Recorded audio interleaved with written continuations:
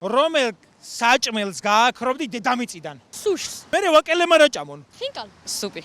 მე ამხელა რო აღარ ვიქნებოდი. რატო გააღრობ სუპს? არ არის გემრიელი ზოგი სუპი და. შეიძლება დედიკო აკეთებს სუდად. არა. დედამიწიდან რომელ საჭმელს გააქრობდი? გოგრის სუპს. შენ გოგრა რა არის და მე მაგის სუპი. ჯიგარი ხარ? ლაზანიას. შენ?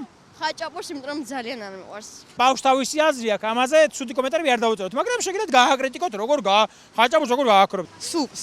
რატო? დედა ჩემი მაძალებს ხოლმე და არ მიყვარს. დედიკო, ნუ აძალე ბავშვ სუპს.